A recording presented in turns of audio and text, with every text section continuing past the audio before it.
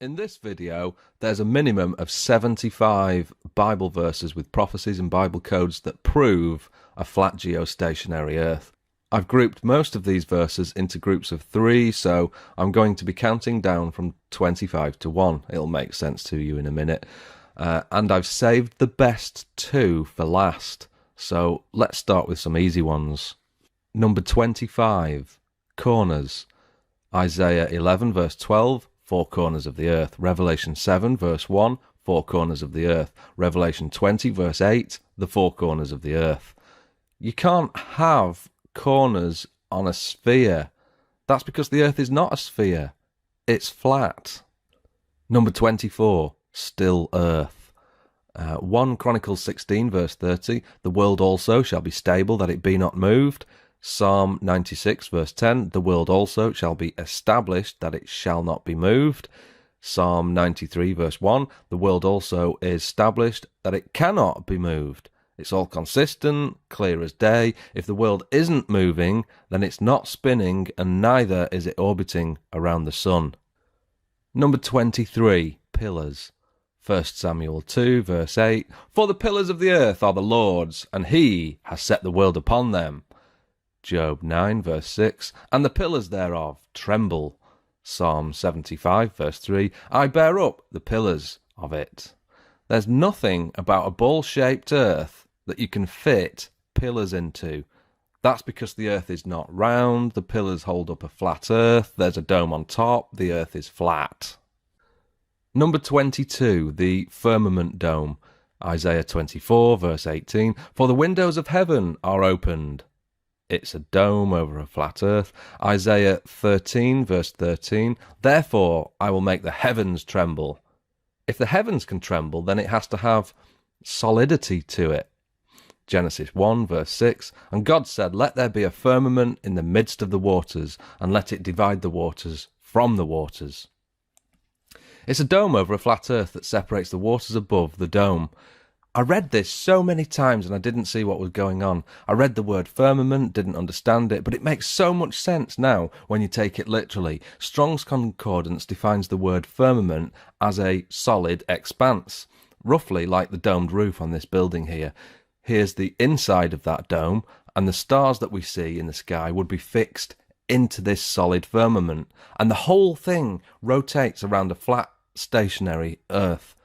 That's why all the stars move around the sky together as one set piece, because you can only have a solid dome separating the waters above from the waters and seas below on a flat Earth with the atmosphere in the middle. It doesn't work on a ball-shaped Earth. Number 21, the firmament dome continued. Isaiah 44 verse 24, I am the Lord who made all things, who alone stretched out the heavens, who spread out the earth by myself. Well, you can't spread something out by rolling it into a ball. Psalms 18 verse 9, he bowed the heavens also. 2 Samuel 22 verse 10 repeats Psalms. It says, he bowed the heavens also.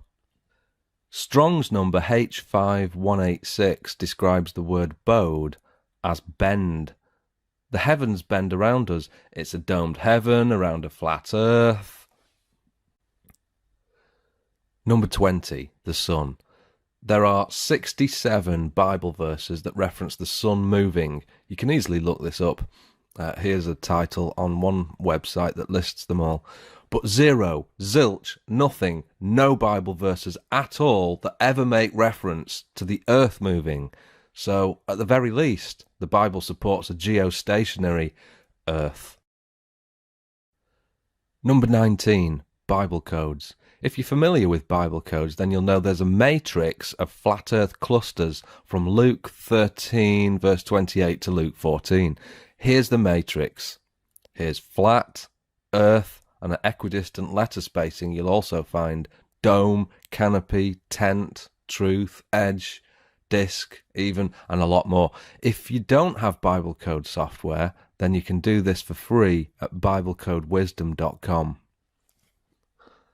Number 18, height and depth. Job 11 verse 8, it is as high as heaven, what can you do? Deeper than hell, what can you know?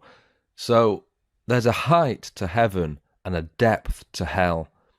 You can't have a height to heaven on a heliocentric, ever-expanding universe model. You can only have a height to heaven on a flat earth that has a dome over the top of it. Number 17, length and width. Job 11, verse 9. The measure thereof is longer than the earth and broader than the sea. It doesn't say longer than the sphere and broader than the curved ocean. You can't have a length and breadth on a ball unless you change the wording of the Bible to accommodate it. You can only have a length and breadth on a flat, level plane. Number 16, wisdom. Colossians 2, verse 8 says, Beware lest any man spoil you through philosophy and vain deceit, after the tradition of men, after the rudiments of the world. 1 Timothy 6, verse 20, false science. 1 Corinthians 3, verse 19, For the wisdom of this world is foolishness with God. A ball-shaped world is wisdom to those that live in the world and get their information from TV or the education system. Wisdom of a global earth is literally foolishness with God. True wisdom is not taught in the education system, and neither will you find it on the 6 o'clock news. True wisdom is only found by carefully weighing up the options, and that's what we've been doing on this channel for the last few months, weighing up the evidence. Really try to understand what the Bible is saying here in these 3 verses, because it's telling us that the earth is flat, it's not round. Number 15, day and night. Job 26, verse 10. He has compassed the waters with bounds until the day and night come to an end. Well, that's interesting. Here's a flat earth map. The outer bounds are made of ice. The waters are literally compassed with an ice boundary. The sun goes around the earth like this. Both day and night can only come to an end where day and night meet the dome. Beyond the dome, time ceases to exist. Whoever happens to live in that realm outside the dimension of time, beyond the dome, which is the heaven, is also immortal.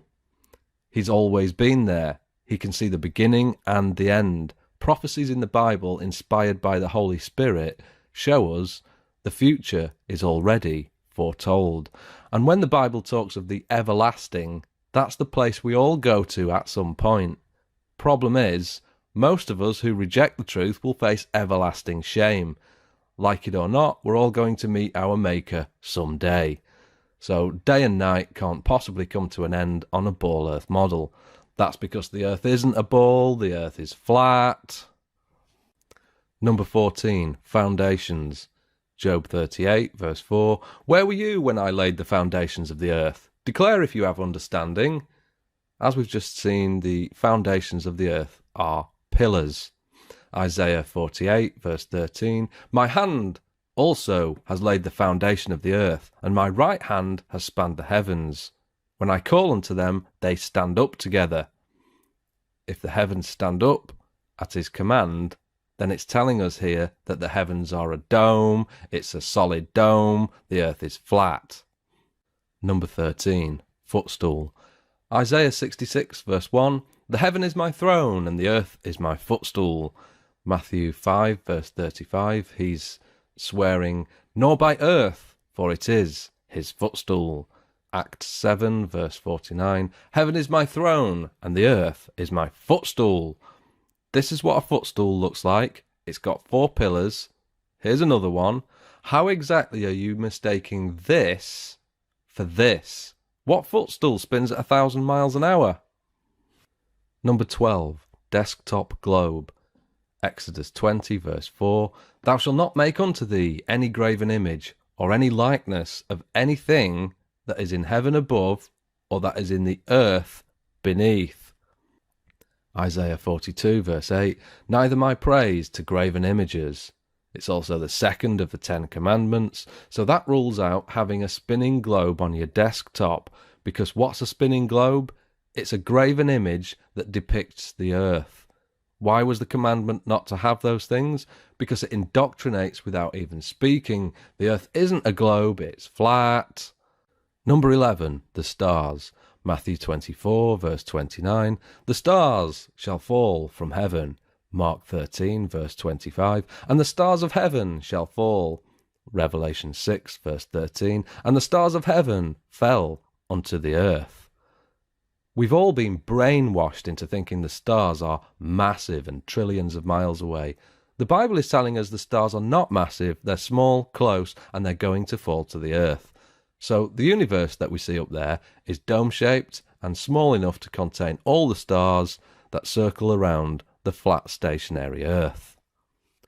Number 10, the universe.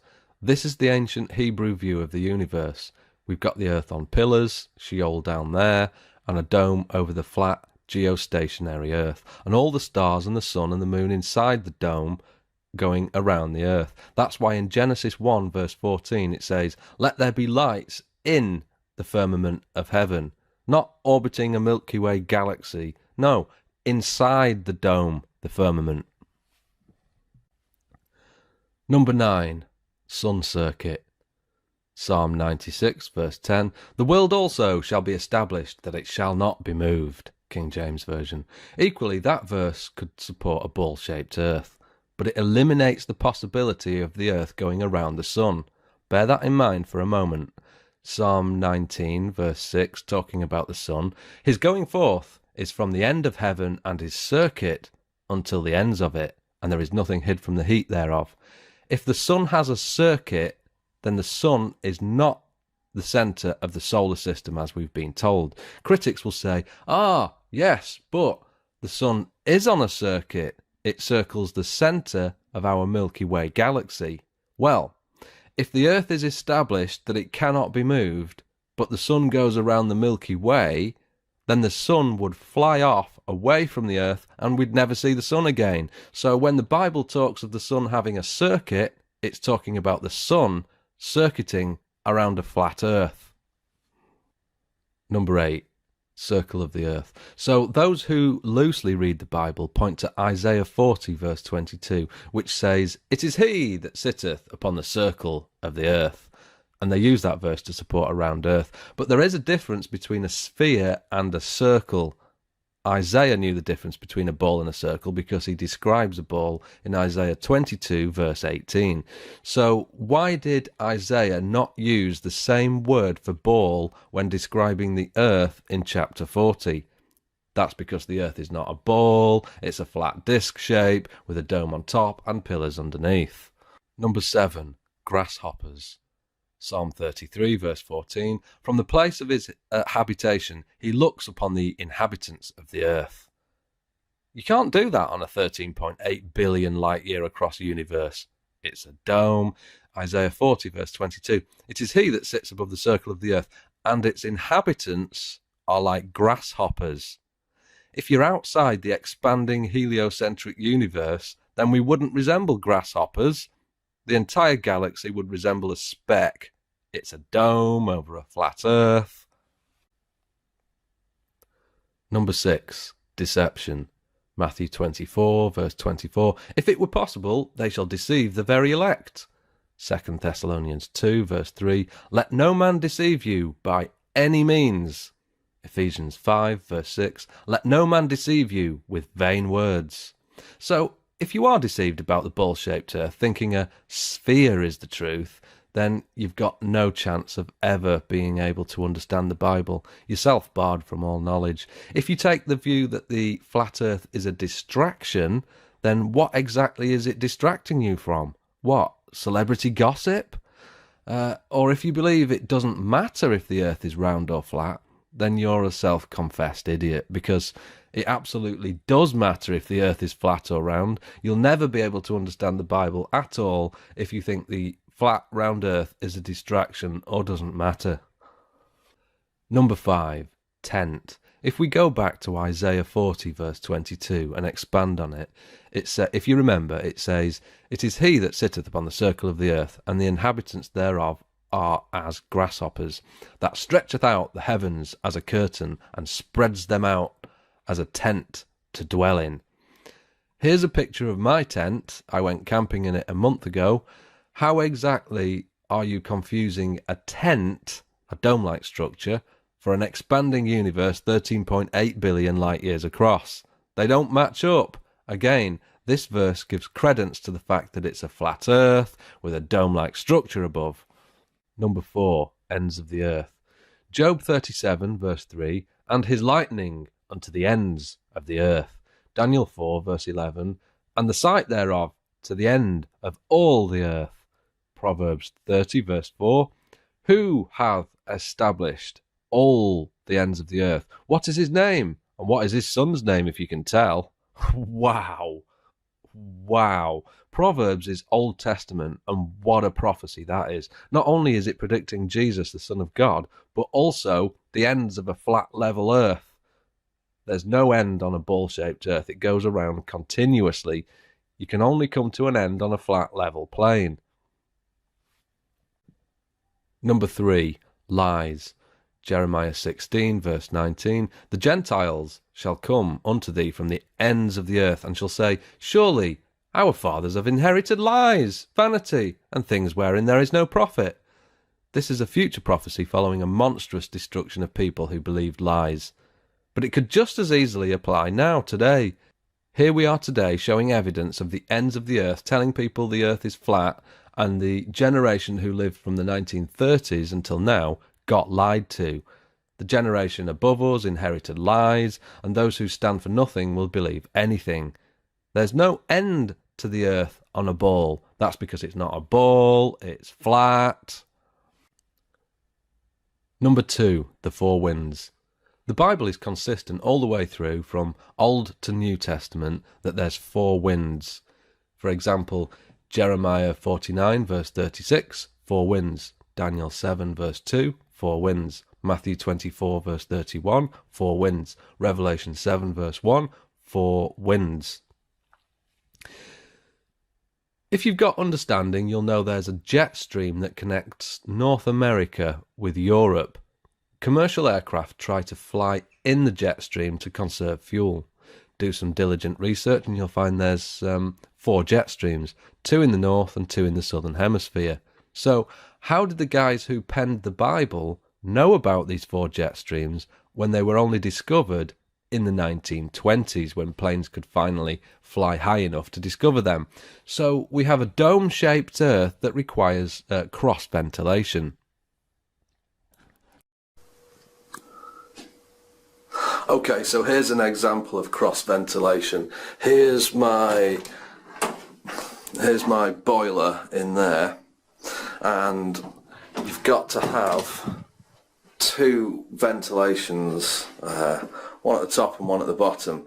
It's not sufficient to just have one, because that wouldn't circulate the air through. You've got to have 2 for sufficient ventilation.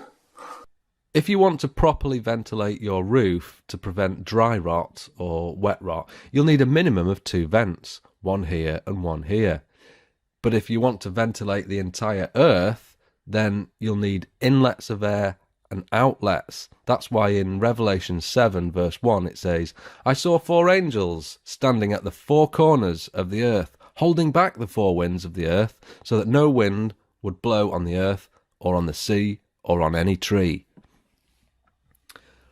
And the picture you see on screen is a graphical representation of the 4 angels on the 4 corners of the earth. Each of them would feed in a jet stream of air into the dome, a bit like a leaf blower, to cross-ventilate the entire earth. Jet streams wouldn't work on a ball-shaped earth because they'd fizzle out to nothing very quickly. The only way I can visualize a jet stream working is to feed that jet stream somehow into the system by an inlet. It's impossible to replicate a constant fast-flowing column of air on a ball earth without something feeding that air into the system. Scientists will try and make out the case that hot and cold air colliding will cause a jet stream, but I think that's unlikely. So that brings us to the number 1 reason, and that is mathematics. In Psalm 147 verse 5, it's referring to the Almighty. It says, His understanding is infinite. And if we get to Genesis 1 verse 1, in the beginning God created the heaven, singular, and the earth. What you're about to see is approximately 20 seconds of complicated stuff. Just follow along as best you can here for 20 seconds, because this will knock your socks off. In Hebrew, the first sentence of the Bible looks like this. If you take the number of Hebrew letters and times that by the product of the letters, and then divide that by the number of words times the product of the words, you get 3.1416. That's the value of pi to 4 decimal places. Pi is the relationship of a circle's circumference to its diameter, so you measure the circumference of any circle all the way round and divide that by the diameter straight across, and you get 3.14, the value of pi, an infinite string of numbers. Okay, that's the complicated stuff over.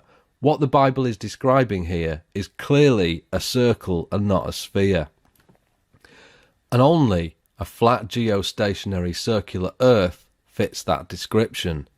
And if that failed to knock your socks off, then you've not been paying attention, because what we've got here is the Bible describing the creation of the earth in words, and behind those words we've got a mathematical formula that not only verifies the authenticity of the text, a fingerprint of God if you will, but it describes the very shape of the earth, circular.